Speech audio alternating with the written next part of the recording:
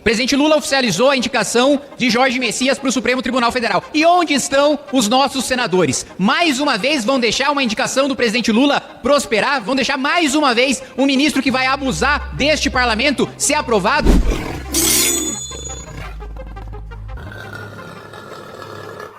O presidente Lula oficializou a indicação de Jorge Messias para o Supremo Tribunal Federal. E onde estão os nossos senadores? Mais uma vez vão deixar uma indicação do presidente Lula prosperar? Vão deixar mais uma vez um ministro que vai abusar deste parlamento ser aprovado?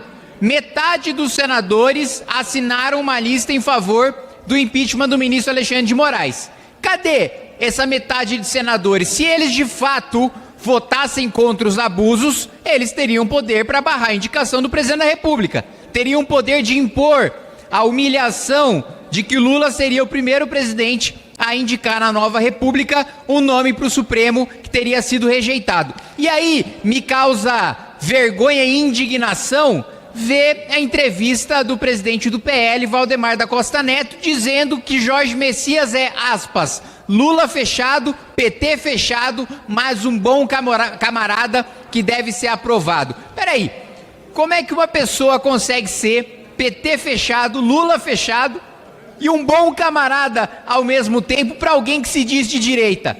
Você me perdoe, alguém que é a favor da nomeação de Jorge Messias para o Supremo Tribunal Federal pode ser qualquer coisa menos uma pessoa de direita. Então a gente já cansou de discursinho fiado, mole, mentiroso, de senador covarde, que é macho na hora de ir para a tribuna fazer discurso incisivo, que é macho na hora de ir para a tribuna falando que quer enfrentar ministro, que defende impeachment de ministro. Agora, na hora de votar, que é o que importa, muito mais do que discurso só interessa se ele for coerente com o seu voto, só interessa se ele for coerente com a sua atitude. Se não for, é demagogia, é populismo, é jogar para a torcida, é jogar para a plateia.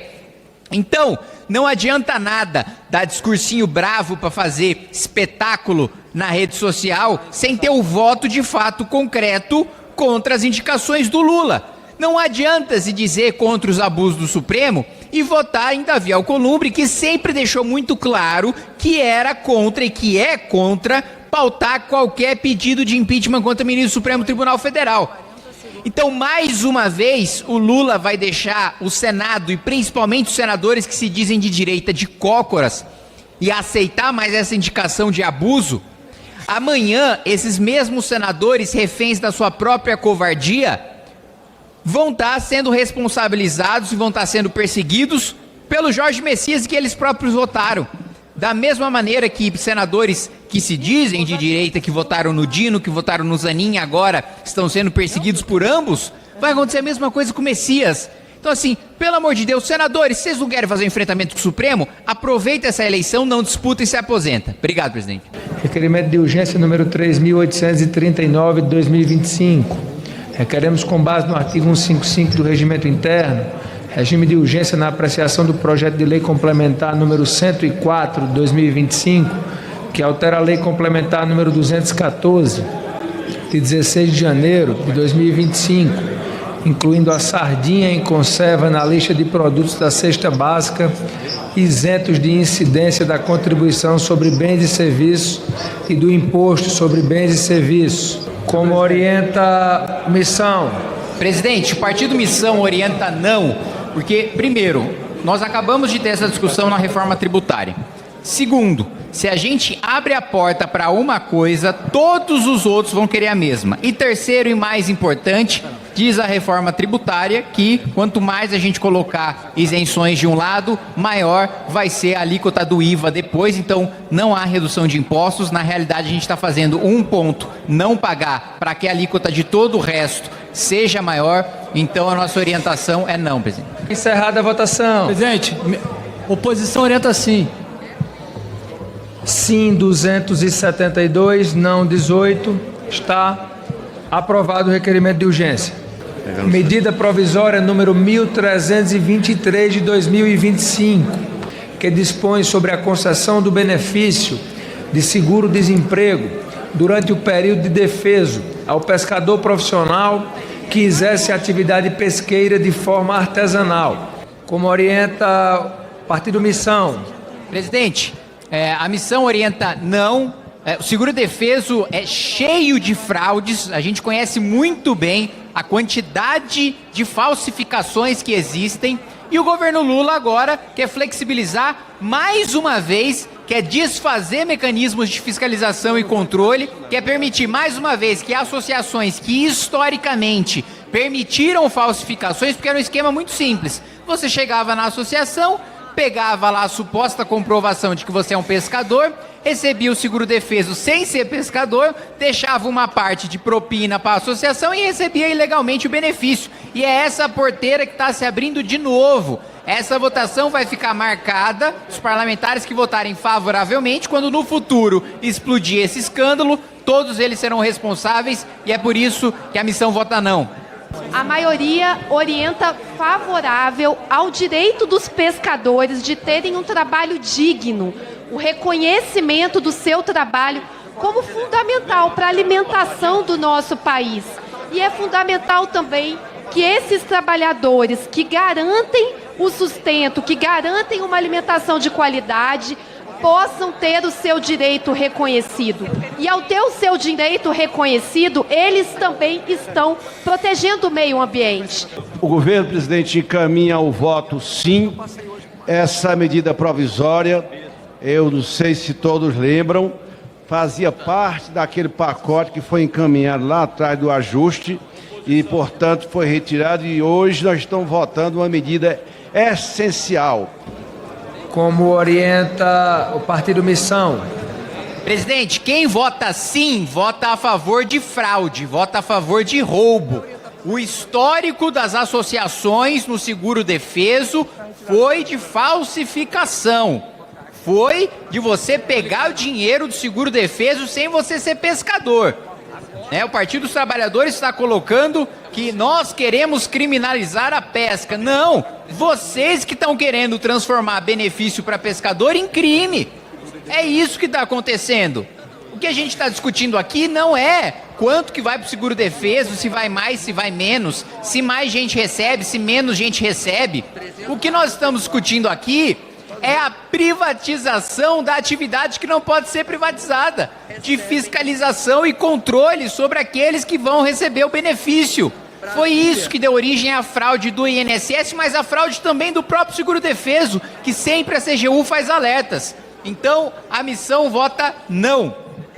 Como orienta a maioria.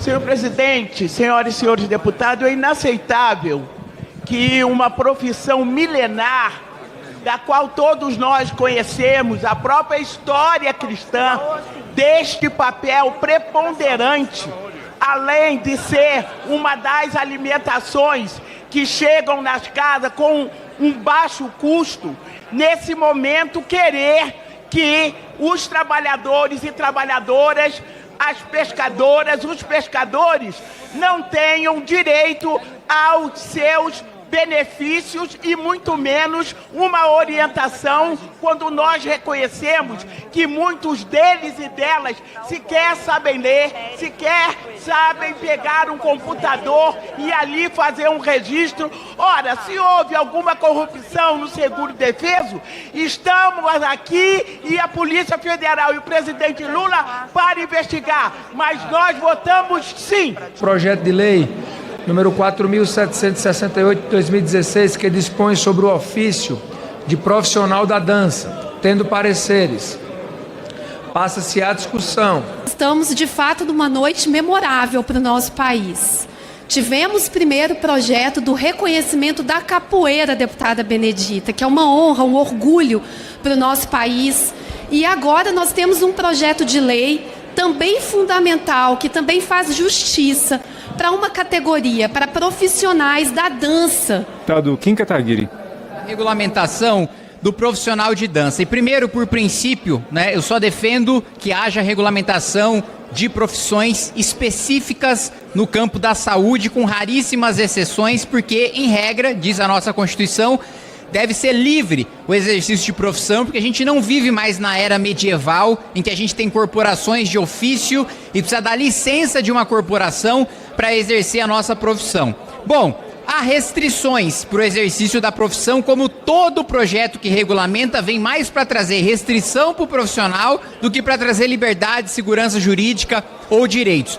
Primeiro ponto, né? Para ser um profissional de dança, você vai precisar de ensino superior aqui no Brasil, ou um diploma estrangeiro, ou de um curso técnico, ou de uma capacitação que seja feita por um órgão competente que o governo federal vai decidir via regulamento qual que é esse órgão competente. Então, o texto faz uma ressalva dizendo que, quem já exerce a profissão hoje não precisa desses diplomas. Bom, se hoje existem bons profissionais de dança e eles não precisam desses diplomas, dessas qualificações, por que a gente precisa impor essas qualificações para os profissionais de dança do futuro?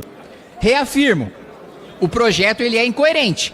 Se hoje quem exerce a função de profissional de dança pode ser um bom profissional e vai continuar legalizado pela lei, sem ter esses cursos que estão sendo exigidos para os profissionais de dança para o futuro, por que os do futuro vão precisar? Por que os do futuro não podem se formar da maneira como se formam hoje? Não necessariamente passando por uma formalização, por uma instituição. Outra coisa, o projeto deixa bem claro que quer criar um conselho próprio, mais uma estrutura de conselho, mais um pagamento de anuidade, mais uma vez, assim, eu conheço profundamente vários conselhos profissionais e eu digo para vocês que boa parte deles tem gente que não representa a classe, não representa a categoria, que vive de fazer política dentro da categoria, que não exerce a profissão que se formou há muito tempo, que vive só de gastar o dinheiro do próprio conselho profissional. Na Comissão de Fiscalização e Controle, desmantelei vários esquemas de conselhos corruptos que não representavam, né, a sua categoria profissional e que estavam lá só para arrecadar, só para obrigar o profissional a pagar para o conselho, que é exatamente o que vai acontecer com esse profissional de dança. Ele vai ser obrigado a tirar uma parte do seu salário para financiar um conselho que não o representa e que não vai fazer nada em prol do seu benefício. Por isso, o meu voto é não, presidente. Quando eu vejo, inclusive, quem dança bem, eu fico maravilhado. E quando eu vejo quem dança mal, balançando o esqueleto, todo feliz, eu fico feliz também. Orientamos, sim, com muito orgulho, de reconhecimento da cultura, da arte e da dança. Como orienta a omissão? Presidente, vários discursos aqui falando da importância do profissional de dança, que a indústria cultural, que a dança movimenta a economia, que eles precisam ser reconhecidos. Isso é evidente, eu concordo com isso. Agora, estão utilizando esse discurso para mascarar o texto, o mérito. O mérito não ajuda em nada os profissionais de dança. Pelo contrário, eles vão ter que passar a pagar um conselho, e a gente sabe como funciona a maior parte dos conselhos profissionais no Brasil, não representam a sua própria classe.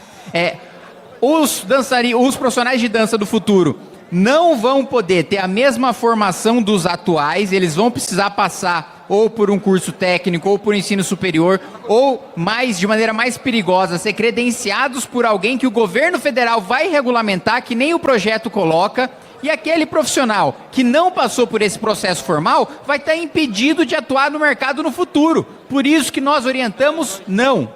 Em votação, aqueles que forem pela aprovação permaneçam como se acham. Aprovado. Então, os deputados concluíram a votação do projeto de lei 4768 de 2016, que regulamenta a profissão de dançarino. Essa proposta agora vai à sanção do presidente da República.